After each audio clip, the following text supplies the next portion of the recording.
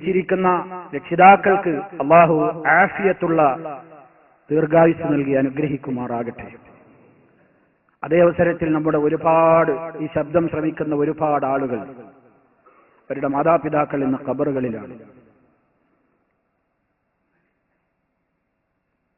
അള്ളാഹു എല്ലാവരുടെയും ഖബറുകൾ സന്തോഷം കൊണ്ട് നിറക്കുമാറാകട്ടെ, സ്വർഗത്തോപ്പാക്കി അനുഗ്രഹിക്കുമാറാകട്ടെ. നമുക്ക് വേണ്ടി പ്രയാസം സഹിച്ച നമ്മുടെ മാതാപിതാക്കൾ, മരണാനന്തരവും പ്രിയമുള്ളവരെ നമുക്കവരോട് കടമയുണ്ട്. നമ്മൾ ഒരിക്കലും വിചാരിക്കേണ്ടതില്ല ഉമ്മയുടെയും ഉപ്പയുടെയും കാലം കഴിഞ്ഞവരൊക്കെ പോയി,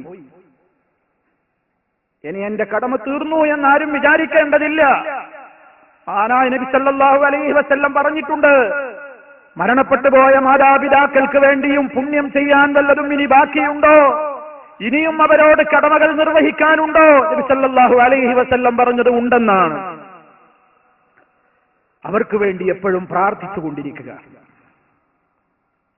മാതാപിതാക്കളുടെ ഖബർ സന്തോഷത്തിലാക്കുവാനും അവരെ ജഹന്നമിൽ നിന്ന് രക്ഷപ്പെടുത്തുവാനും ഖബർ ശിക്ഷയിൽ നിന്ന് മോചനത്തിന് വേണ്ടിയും അള്ളാഹുവിന്റെ കാരുണ്യം അവരിൽ ചൊരിയാനും അവർക്ക് പാപങ്ങൾ പുറത്തു കൊടുക്കുവാനും വേണ്ടി നിരന്തരമായി പ്രാർത്ഥിച്ചുകൊണ്ടിരിക്കുക, അതവരോടുള്ള കടമയാണ്.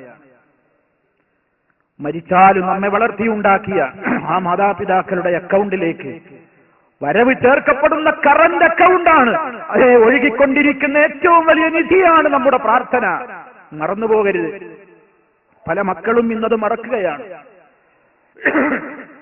മരിച്ചുപോയ മാതാപിതാക്കളെ ഓർമ്മ വരുമ്പോ എന്റെ ഉപ്പ അങ്ങനെയായിരുന്നു, എന്റെ ഉമ്മാക്ക് ഇങ്ങനെ ഇഷ്ടായിരുന്നു എന്നൊക്കെ പറയും.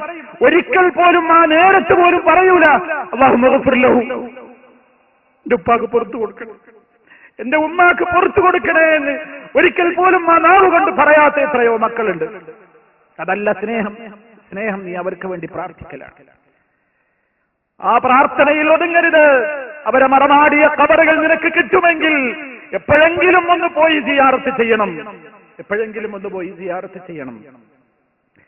അവരുടെ ഖബറിന്റെ സമീപത്ത് പോയാലും ഇല്ലെങ്കിലും എപ്പോഴും പ്രാർത്ഥിച്ചുകൊണ്ടിരിക്കണം, റബ്ബിഗ്ഫിർലി വലിവാലിദയ്യ വറബ്ബിർഹംഹുമാ കമാ റബ്ബയാനി സഗീറ.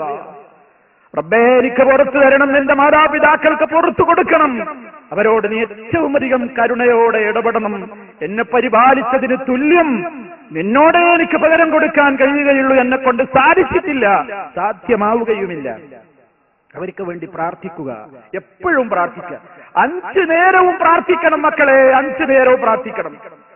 ഒരു പ്രാർത്ഥനയിലും ഉമ്മയും ഉപ്പയും കടന്നു വരാത്ത പ്രാർത്ഥനയുണ്ടാകരുത്.